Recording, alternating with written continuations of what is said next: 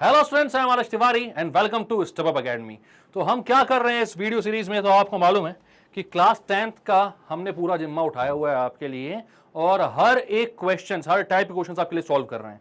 तो हम कहां तक पहुंच चुके थे, तो हमने स्टार्ट कर दिए थे चैप्टर नंबर 1 रियल नंबर्स। उसके सारे कॉन्सेप्ट देख चुके हैं, एनसीईआरटी से एक एक क्वेश्चन को सॉल्व कर चुके हैं और साथ में अच्छी अच्छी जो किताबें हमारी जैसे कि आर.डी. शर्मा और आर.एस. अग्रवाल, उनके जो इंपॉर्टेंट और मोस्ट एक्सपेक्टेड क्वेश्चंस हैं उनको भी हमने सॉल्व कर लिया है। तो अब क्या बचा, तो अब बचा था हमारे पास MCQs, assertion, reason and case based question.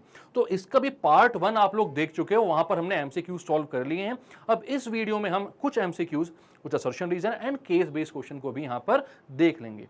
तो मतलब कि हर टाइप के क्वेश्चन को करते हुए चलोगे, जब एग्जाम आएगा तो भी हर टाइप के क्वेश्चन, साथ में पीवाईक्यूज की भी हम प्रैक्टिस करते हुए चलेंगे। तो मतलब कि जब आप एग्जाम देने बैठोगे तो कुछ भी ऐसा नहीं बचेगा जो आपने ना किया हो सॉल्व। ठीक है, तो चलो स्टार्ट करते हैं अपना एमसीक्यू असर्शन रीजन का पार्ट 2 रियल नंबर से। अगर आपने इससे पहले की वीडियोस नहीं देखे हैं तो चैनल को सब्सक्राइब कर लो और इससे पहले के सारे वीडियोस आप प्लेलिस्ट में अरेंज्ड हैं पूरे, उनको देखिए, सारे कॉन्सेप्ट को समझिए और उसके बाद इस वीडियो को देखकर मस्त एक एक क्वेश्चन को बड़े तरीके से सॉल्व कीजिए। ठीक है, वैसे मैं कोशिश करूंगा कि अगर आपने वीडियोस नहीं भी देखे हों तो भी यहां पर देखकर सब कुछ आपको समझ में आ जाए। चलो, सबसे पहला क्वेश्चन क्या बोल रहा है, the number of irrational numbers between 15 and 18 is infinite. तो क्वेश्चन ये है कि 15 से 18 के बीच में, 15 से 18 के बीच में इनफाइनाइट इर्रेशनल नंबर्स हैं। क्या ये सच है या फिर गलत है? तो अगर देखा जाए तो भाई 15 से 15.1 के बीच में भी इनफाइनाइट इर्रेशनल नंबर्स हैं। ठीक है, यहां पर आप बोलोगे, इसके बाद आएगा 15.0 1 2 3 4 5 6 7 8 9 2 1 6 5 8 1 7 9 और ऐसे चलते जाएगा। एक ऐसा नंबर जो कि ना तो जिसमें कोई पैटर्न रिपीट हो रहा है, ना ही कोई नंबर बार बार रिपीट हो रहा है। तो भाई ये सारे नंबर्स क्या होते हैं?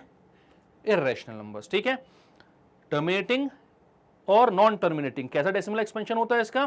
तो आप बोलोगे नीदर टर्मिनेटिंग नॉन रिपीटिंग। ना तो टर्मिनेट होता है ना ही रिपीट होता है, वो नंबर इर्रेशनल होता है। तो 15 से 15.1 के बीच में ही ऐसे इनफाइनाइट नंबर आएंगे। भाई जीरो के बाद सीक्वेंस चेंज कर दो, बहुत सारे नंबर्स आ जाएंगे ऐसे। ठीक है, आप कोई भी नंबर लिख सकते हो। तो भाई यहां पर 15 से 18 के बीच में तो बहुत बड़ा गैप हो गया, ये तो आएंगे ही इनफाइनाइट नंबर्स। तो आप बोलोगे जी हां बिल्कुल, ये क्या है? ट्रू है। तो there the number of irrational numbers between 15 and 18 is infinite. बिल्कुल ठीक है, option the true false can't say partially true false. तो पार्शियली ट्रू फॉल्स तो कोई लिखेगा नहीं, कांट से भी क्या ही बोलोगे आप इसमें, भाई कांट से लगा दोगे तो क्या ही मतलब है ना आपका आंसर देने का। और ट्रू और फॉल्स में से आंसर देना था बेसिकली अपन को, तो हमने बोल दिया हाँ ट्रू इनफाइनाइट नंबर्स होते हैं। ठीक है, चलो, किन्हीं भी दो नंबर्स के बीच में इनफाइनाइट नंबर्स आप लिख सकते हो। ठीक है, डिपेंड करता है लेकिन वो रियल नंबर्स को बिलोंग करने चाहिए। चलो, अब नेक्स्ट क्वेश्चन क्या बोल रहा है, the product of a non zero rational and irrational number is. तो भाई यहां पर अगर मैं बोलता हूं कि एक नंबर आपका रैशनल ले लेता हूं मैं 3 और दूसरा इर्रेशनल ले लेता हूं √2, तो 3 इंटू √2 करोगे तो एक इर्रेशनल नंबर बन जाएगा। एक नंबर लेता हूं मैं 1/3 इंटू कर देता हूं मैं √5, तो ये हो जाएगा √5/3। ये भी इंटीजर अपॉन इंटीजर के फॉर्म में है क्या? नहीं है। यहां पर भी इंटीजर अपॉन इंटीजर के फॉर्म में लिख सकते हो क्या? नहीं लिख सकते हो। ऐसे सारे क्वेश्चंस को हमने प्रूव भी किया इर्रेशनल। तो भाई कभी भी एक रैशनल और एक इर्रेशनल नंबर का जो प्रोडक्ट होता है वो हमेशा कैसा आएगा? एक इर्रेशनल नंबर आएगा, रैशनल बिल्कुल भी नहीं आएगा। बात क्लियर है? तो यहां पर क्या लिखोगे? Always irrational. ठीक है, तो कैसे दो नंबर्स का प्रोडक्ट जो है वो रेशनल बन सकता है, ये बताओ मुझे। रैशनल कब हो सकता है? कौन से नंबर्स का प्रोडक्ट रैशनल हो सकता है? तो आप बोलोगे अगर दोनों इर्रेशनल नंबर हैं तब जाकर वो रैशनल हो सकता है। जैसे मैं बोलता हूं √2 इंटू √2, तो कितना आ जाएगा? 2।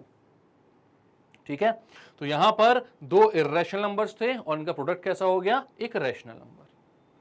तो रैशनल इंटू रैशनल करोगे तो रैशनल आएगा, इर्रेशनल इंटू इर्रेशनल करोगे तो रैशनल आ सकता है।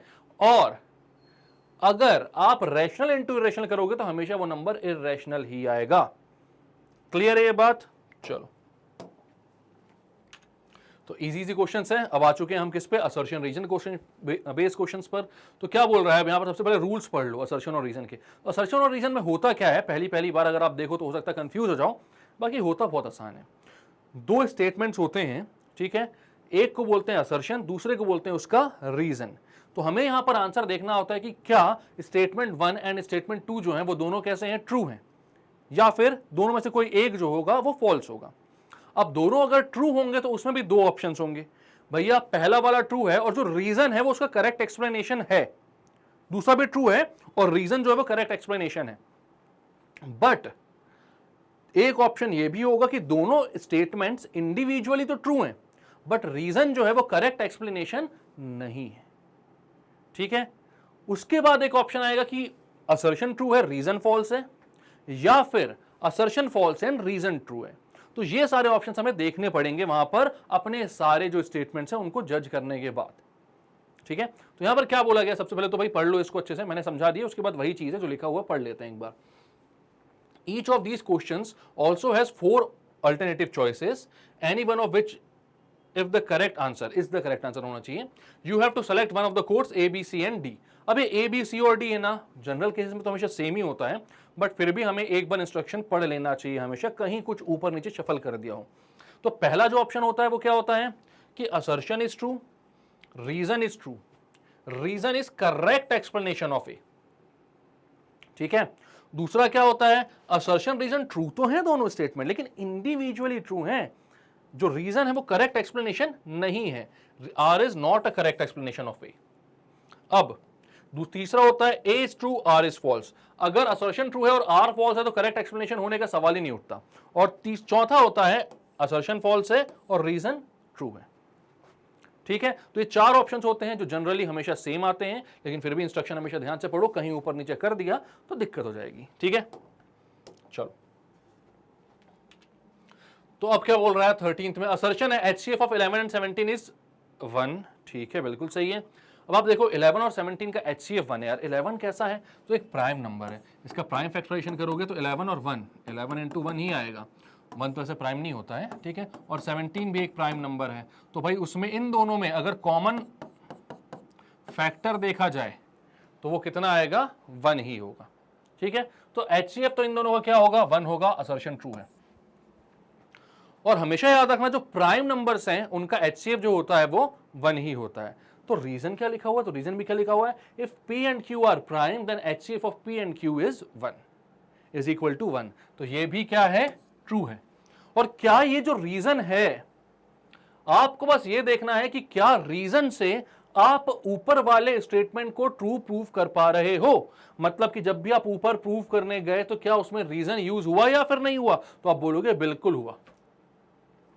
अगर भाई HCF 2 प्राइम नंबर का निकालोगे तो वो हमेशा ही 1 आएगा, इसमें कोई सवाल नहीं उठता। ठीक है, तो यहां पर आप बोलोगे assertion is true, reason is true and reason is correct explanation of the assertion. मतलब कौन सा ऑप्शन सही है, तो ऑप्शन नंबर ए जो है वो बिल्कुल बिल्कुल यहां पर सही है। ठीक है, क्लियर है बात, ये तो नो का आंसर होता है ना, सही है। ठीक है, राइट का हो गया। चलो, तो कौन सा वाला ऑप्शन सही है, ए सही है। क्लियर करें इसको, इजी इजी क्वेश्चन है, जल्दी जल्दी देखकर आगे चलते हैं। तो 14th क्वेश्चन क्या बोल रहा है, असर्शन क्या है, √2 is an irrational number, prove किया हुआ है 100 बार। ठीक है, √2 क्या है, एक इर्रेशनल नंबर है। और अब इसका रीजन दिया हुआ है, P be a prime number. ठीक है, P प्राइम है then √P is an irrational number, बिल्कुल सही है। अगर P प्राइम होता है तो उसका जब भी स्क्वायर रूट लोगे तो वो एक इर्रेशनल नंबर ही आएगा। तो यहां पर भी असर्शन ट्रू है, रीजन ट्रू है and assertion is correct explanation of reason, sorry reason is correct explanation of assertion. दोनों ही चीजें कैसी हैं, बिल्कुल सही हैं। क्लियर है बात, कोई दिक्कत कोई परेशानी यहां पर, चलो जो करते हैं क्लियर। लेकिन यहां पर एक चीज और, भाई P अगर प्राइम है तो √P जो होता है वो इर्रेशनल होता है, ये हमने प्रूव किया हुआ है, इससे पहले के जो वीडियोस हैं उनमें आप देख सकते हो। ठीक है, लेकिन अगर फिर भी कोई डाउट आए तो आप कमेंट सेक्शन में पूछ लेना, हम अलग से भी इसके लिए वीडियो बना देंगे। चलो, तो अब आते हैं केस बेस्ड क्वेश्चन पे। तो केस बेस्ड क्वेश्चन क्या होता है, सबसे पहली बार अगर आप देखोगे तो हो सकता है कंफ्यूज जाओ, लेकिन मैं यहां पर बोलता हूं सबसे आसान चीज होती है भाई, ये वर्ड प्रॉब्लम है, जिसमें वर्ड प्रॉब्लम जो है वो थोड़ी सी लेंदी दिखती है, उसमें से आधी कहानी तो बेकार होती है और डेटा पे जो बेस्ड रहता है वो आधा ही पोर्शन रहता है जिसको आपको यूज करना है। और कई सारे केस बेस्ड क्वेश्चंस तो सिर्फ टॉपिक से बनाने के लिए इन लोग उसमें से क्या करते हैं कि किसी भी एक केस का 5 रिलेटेड क्वेश्चंस दे देते हैं। कि भैया आपको एक केस समझाया गया, मतलब एक वर्ड प्रॉब्लम की जो स्टोरी हुई थी वो समझाई गई और उसी से रिलेटेड 5 क्वेश्चंस आपको दे दिए। तो सोचो कितना आसान हो जाता है काम कि आपने एक बार किसी चीज को सॉल्व किया और उसी के कारण आपको 5 नंबर मिल गए, क्योंकि उससे रिलेटेड 5 क्वेश्चंस आ गए आपके पास। तो यहां पर भी मैं आपको ये बताने वाला हूं। और कई बार क्या करते हैं ये लोग कि भाई अब इस क्वेश्चन से, इस जो स्टेटमेंट है, ये जो आपका केस है, इससे और क्वेश्चंस नहीं बन रहे, तो ना इंडिविजुअल टाइप के क्वेश्चंस भी कुछ वहां पर ऐड कर देते हैं। तो यहां पर मैंने इस केस बेस्ड क्वेश्चन में सारे टाइप के क्वेश्चंस लिए हैं ताकि आप समझ सको कि भाई अगर ऐसा आ गया तो कैसे आंसर देना है। ठीक है, सबसे पहले तो इसको आराम से पढ़ा करो, केस को डरा मत करो कि भैया नया नया नाम ले दिया है, समझ में आएगा कि नहीं आएगा। कुछ नहीं है, वर्ड प्रॉब्लम सॉल्व करते आए वो बचपन से, तो वही चीज है यहां पर, बिल्कुल भी टेंशन नहीं लेने का। तो क्या बोलता है यहां पर, to enhance the reading skills of a grade 10 student, the school nominates you and 2 of your friends to set up a class library. किसी मतलब का है नहीं है, लेकिन फिर मैं समझा देता हूं कि भैया बच्चों के पढ़ने की स्किल्स को डेवलप करना है, तो जो स्कूल है उसने आपको और आपके दोनों दोस्त को, जो कि तीनों बहुत बदमाश होंगे मैं जानता हूं, ठीक है, लेकिन ये आपको क्या कर दिया, उन्होंने जिम्मेदारी दे दी कि भाई स्कूल की लाइब्रेरी बनाओ। सोचो अगर बदमाश बच्चों को जिम्मेदारी मिल जाए तो चीजें कितनी खतरनाक हो जाए। तो यहां पर क्या है भैया, दे दिया, there are 2 sections, section A and section B, 2 sections हैं ऑफ ग्रेड 10, 10th के ही 2 सेक्शंस हैं। There are 32 students in section A, तो सेक्शन ए में 32 स्टूडेंट्स हैं, एंड 36 इन सेक्शन बी। ठीक है, तो ए में कितने बच्चे हैं, 32, और बी में कितने हैं, 36। तो आपके जो काम की चीज है वो यही है कि एक क्लास है, उसमें 2 सेक्शंस हैं, एक सेक्शन में 32 स्टूडेंट्स हैं और दूसरे सेक्शन में 36 स्टूडेंट्स हैं। अब क्वेश्चन क्या बोल रहा है, फर्स्ट वाला ओमिट हो गया था। चलो, तो based on the above information answer the following questions. What is the minimum number of books you will acquire for the class library so that they can be distributed equally among students of section A और section B. तो भाई जो question है यहां पर वो ये बोल रहा है कि आपको मिनिमम नंबर ऑफ बुक्स बतानी है जो सेक्शन ए और सेक्शन बी, और बोला गया है मतलब क्या कि सेक्शन ए के बच्चे अगर आते हैं तो भी इतनी बुक्स होनी चाहिए कि सारे बच्चे को इक्वली नंबर ऑफ बुक्स मिल जाए, इक्वल नंबर ऑफ बुक्स, और सेक्शन बी के बच्चे आते हैं तो भी इतनी बुक्स होनी चाहिए कि सारे बच्चों को इक्वल नंबर ऑफ बुक्स मिल जाए। अलग अलग है ना, ईदर का केस है। तो यहां पर आप क्या यूज करने वाले हो, तो सबसे पहला दिमाग तो आपको मिनिमम वर्ड पर जाएगा भाई कि मिनिमम बोला गया तो क्या लगाओगे, लोवेस्ट कॉमन मल्टीपल। ठीक है, और दूसरी चीज ये कि भाई आपको यहां पर देखना है ना कि नंबर ऑफ बुक्स कितनी रखोगे। तो अगर आप हाईएस्ट कॉमन फैक्टर लगाते 32 और 36 का, तो उस केस में तो क्या दिक्कत हो जाती भाई, हाईएस्ट कॉमन फैक्टर हमेशा इन नंबरों से छोटा आता है, तो अगर उतनी बुक्स ले आओगे तो इनमें इक्वली डिस्ट्रीब्यूट तो कर ही नहीं सकते। तो यहां से भी आप समझ सकते हो कि क्या निकालना है, इसका एलसीएम निकालना है। ठीक है, तो 32 और 36 का हम निकालते हैं एलसीएम। पास के नंबर हैं, काफी लंबा एलसीएम आएगा, मतलब यहाँ पर क्या है ऑप्शन 144, 128, 288, 272, इनमें से ये एक है, तो भैया बड़ा ही वाला आएगा कोई सा, ऐसा लग रहा है मुझे। थोड़ा देखते हैं, 2 16, ये हो जाएगा 18, 2 से 8 9, 2 से 4 ये हो जाएगा 9, ऐसे ही रहेगा, 2 2 9 ऐसे ही,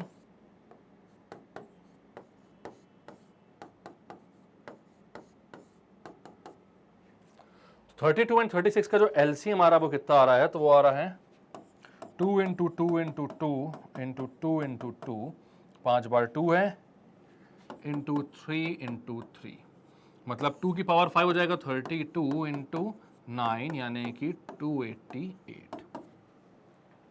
ठीक है, ठीक है, तो ऑप्शन नंबर सी जो है ये आपका सही आ रहा है। तो क्लियर है यहां पर क्या बोला आपसे कि कितने नंबर ऑफ बुक्स लाओगे। देखो आप 32 से 288 को डिवाइड करोगे तो भी सही आंसर आएगा, और 36 से भी 288 को डिवाइड करोगे तो भी सही, मतलब कि ये कैसा, एक आपका होल नंबर में आंसर आएगा। ठीक है, मतलब फ्रैक्शंस में नहीं आएगा, पॉइंट्स में नहीं आएगा, तो जो भी बुक लोगे वो होल नंबर में ही लोगे ना आप, तो यहां पर एक होल नंबर में आंसर आएगा, और इक्वल बुक्स आप क्या कर सकते हो, डिस्ट्रीब्यूट कर सकते हो। 32 के केस में 9 बुक्स सबको डिस्ट्रीब्यूट कर दोगे, और 36 के केस में 8 बुक्स सबको डिस्ट्रीब्यूट कर दोगे। क्लियर है, तो आंसर क्या आ रहा है 288। क्या निकालना था, एलसीएम निकाल लिया हमने, इसको करते हैं क्लियर, बढ़ते हैं नेक्स्ट क्वेश्चन के ऊपर। तो अब बोल रहा है if the product of 2 positive integer is equal to the product of their HCF and LCM, तो प्रोडक्ट ऑफ 2 पॉजिटिव इंटीजर जो है वो उनके एचसीएफ और एलसीएम के प्रोडक्ट के बराबर है, देन द HCF 32,26 इज, तो 32 और 26 का HCF नहीं, ये 32 और 36 का ही पूछ रहा होगा, ठीक है। यहां पर थोड़ी सी प्रिंटिंग मिस्टेक है, तो इसको आप 32 एंड 36 कर लीजिए। चलिए, तो 32 एंड 36 का आपको LCM चाहिए है, HCF चाहिए। तो यहां पर आप जानते हो कि LCM इंटू HCF जो होता है वो होता है product of two given numbers के, मतलब टू गिवन नंबर्स के प्रोडक्ट के बराबर होता है। मतलब अगर आपको यहां पर 32 और 36 दिया हुआ है तो यहां पर आप लिख सकते हो LCM into HCF is equal to 32 into 36, ठीक है। अब इस केस में LCM जो है वो आपने इससे पहले निकाला हुआ है, कितना है 288। और ये देखो, यही फायदा हो जाता है केस बेस्ड क्वेश्चन का कि आपको दोबारा से मेहनत नहीं करनी है। आपने LCM निकाला हुआ है तो रख दो यहां पर LCM कितना है 288 into HCF is equal to 32 into 36।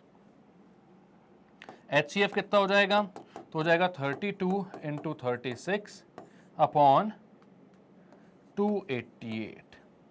तो आप यहां पर बोलोगे 32 वन जा 32, 9 जा 288, 9 वन जा 9, 4 जा, तो HCF कितना हो गया आपका 4।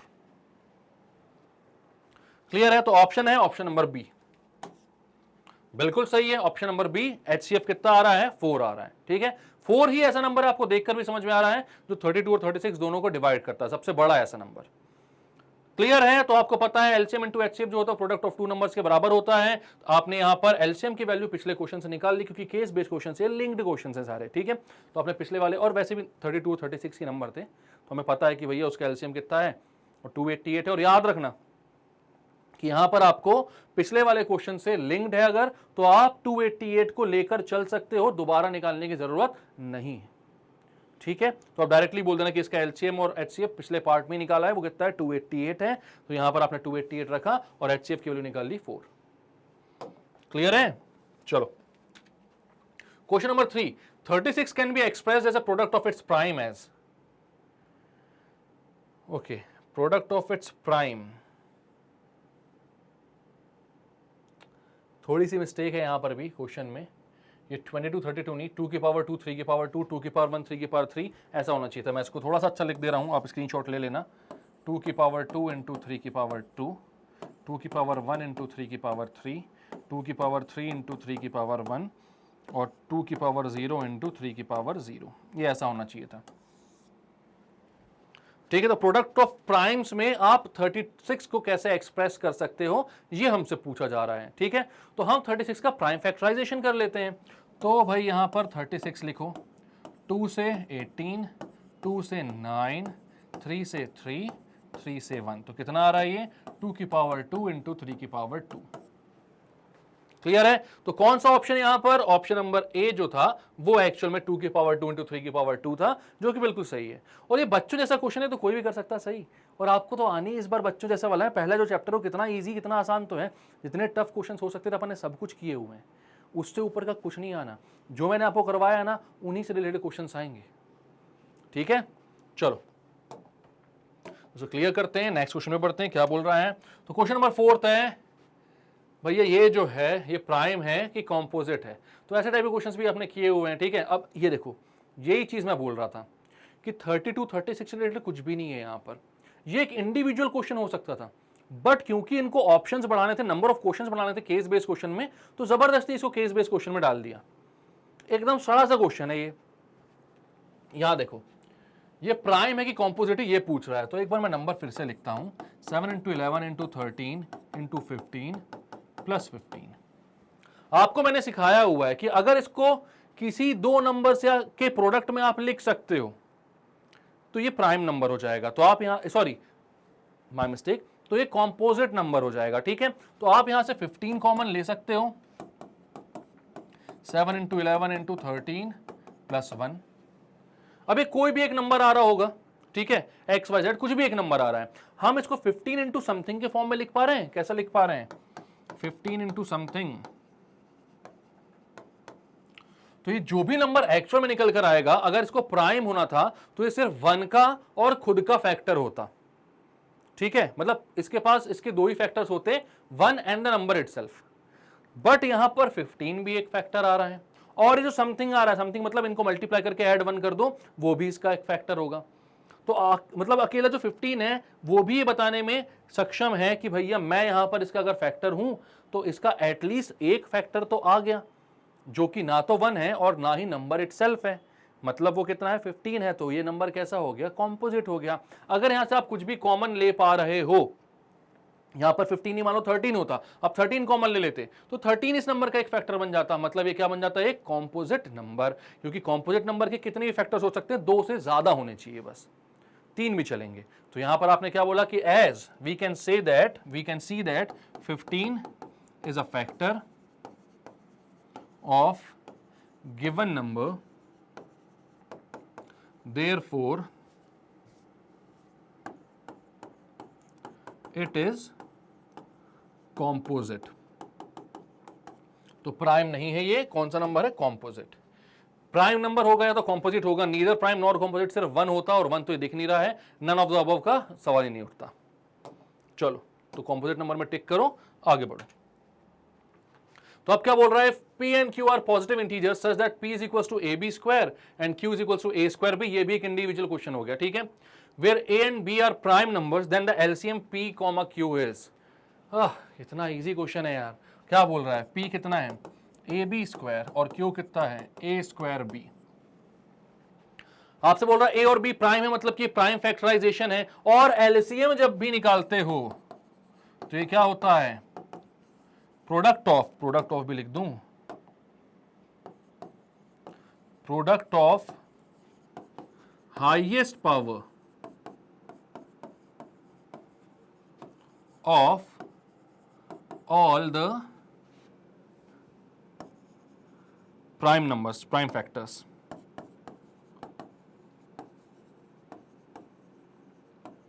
of the given numbers। तो यहां पर आप देखोगे भैया कि जो भी हाईएस्ट पावर है, जो भी गिवन नंबर से, चाहे वो यहां पर देखोगे क्या है, ए और बी है। ठीक है, तो यहां पर ए और बी की जो भी हाईएस्ट पावर्स हैं गिवन प्राइम फैक्टर्स की, तो भाई वही आपका क्या हो जाएगा, उनका जो प्रोडक्ट है वही क्या हो जाएगा, एलसीएम। तो यहां पर आप बोलोगे LCM of P and Q. तो सबसे पहले आप देखोगे कौन कौन से यहां पर प्राइम फैक्टर्स आ रहे हैं। तो भैया एक तो ए आ रहा है और दूसरा बी आ रहा है। अगर कोई तीसरा सी भी किसी भी एक में भी आ रहा होता तो आप उसको भी लिस्ट कर देते। ठीक है, अब यहां पर 2 ही आ रहे हैं तो आपने दोनों को लिस्ट कर दिया, सारे ही प्राइम फैक्टर्स को लिस्ट करते हैं। अब ए की हाईएस्ट पावर क्या है, दोनों में 2 है तो 2 लिख दो, बी की हाईएस्ट पावर क्या है, 2 है तो 2 लिख दो। तो ए स्क्वायर बी स्क्वायर इसका एलसीएम हो गया। क्लियर है बात, कोई दिक्कत कोई परेशानी? तो एलसीएम क्या हो गया, ए स्क्वायर बी स्क्वायर। अब एक छोटा सा एक्स्ट्रा क्वेश्चन कि अगर यहां पर मैं बोलता कि भैया एलसीएम नहीं एचसीएफ निकालना है, ठीक है, एचसीएफ नहीं बोला है लेकिन मैं बोल देता हूं, तो आप क्या करते, सबसे पहले देखते कौन कौन से फैक्टर्स कॉमन आ रहे हैं। एचसीएफ में आपको कॉमन फैक्टर्स देखने पड़ेंगे, तो ए और बी दोनों ही कॉमन आ रहे हैं, और इनकी लीस्ट पावर क्या है, तो ए की लीस्ट पावर है 1 और बी की भी 1, तो ए बी हो जाता है इसका। ठीक है, ये होता है product of least powers of common factors. तो एचसीएफ भी आप निकाल सकते थे। अभी आपसे फिलहाल सिर्फ एलसीएम पूछा था, तो एलसीएम था ए स्क्वायर बी स्क्वायर, आपने निकाला और खत्म किया इसको। क्लियर है? अगर ये प्रॉपर्टीज लिखनी तो लिख लो जल्दी से। चलो तो इसको क्लियर करते हैं, आगे बढ़ते हैं। ओके, तो इसी क्वेश्चन के साथ चैप्टर नंबर 1 का करते हैं हम अंत समाप्ति। ठीक है, तो यहां पर आपने जितने टाइप के क्वेश्चंस बन सकते थे सब कुछ कर लिए हैं, और बाकी अगर कुछ क्वेश्चंस करने होंगे तो जब पूरा सिलेबस हमारा खत्म हो जाएगा तो क्वेश्चन की सीरीज एकदम धड़ल्ले से चालू करेंगे हम लोग, और अनाप शनाप हर टाइप के क्वेश्चंस करवाएंगे। बिल्कुल टेंशन मत लेना, इतने सारे क्वेश्चंस करवाएंगे कि आप बोलोगे भैया 1 नंबर प्रैक्टिस हो गई, फुल मार्क्स ही लाने हैं, 1 नंबर भी कम नहीं लाना है। ठीक है, तो चैप्टर नंबर 1 रियल नंबर्स खत्म हो गया है। नेक्स्ट वीडियो में मैं स्टार्ट करने वाला हूं पॉलिनोमियल्स। तो हर एक बेसिक कॉन्सेप्ट्स, डेफिनेशन, उनकी सारी जितनी भी थ्योरम्स है सब कुछ पढ़ेंगे, सारे क्वेश्चंस करेंगे, एनसीईआरटी से इंपॉर्टेंट क्वेश्चंस करेंगे, book RD Sharma and RS Agarwal से, then MCQ, assertion, reason question and case based questions भी करेंगे सॉल्व। तो ऐसे ही करते हुए पूरा सिलेबस भी हम यहां पर खत्म करेंगे। तो आप लोगों के एग्जाम्स अगर आने वाले हैं तो पढ़ाई चालू कर दो बहुत अच्छे तरीके से। और अगर वीडियो अच्छा लगा है तो लाइक कर दो इसको, सब्सक्राइब करो हमारे चैनल को और शेयर करो अपने सारे फ्रेंड्स एंड रिलेटिव के साथ। जितना ज़्यादा शेयर करोगे, सब्सक्राइब करोगे, सब्सक्राइबर्स बढ़वाओगे, लाइक करोगे, वही हमारी मोटिवेशन है और कुछ नहीं चाहिए हमें आपसे। ठीक है, तो thank you very much from my side and step up academy की साइड कि आप इस वीडियो में शुरुआत से लेकर लास्ट तक जुड़े रहें। पूरी प्लेलिस्ट की लिंक आपको मिल जाएगी, आप सारे वीडियोस को अच्छे से चेकआउट कर सकते हो। मिलेंगे नेक्स्ट वीडियो में जहां पर मैं लेकर आऊंगा पॉलिनोमियल्स के सारे कॉन्सेप्ट्स एंड क्वेश्चंस। तब तक के लिए bye bye, keep studying and take care.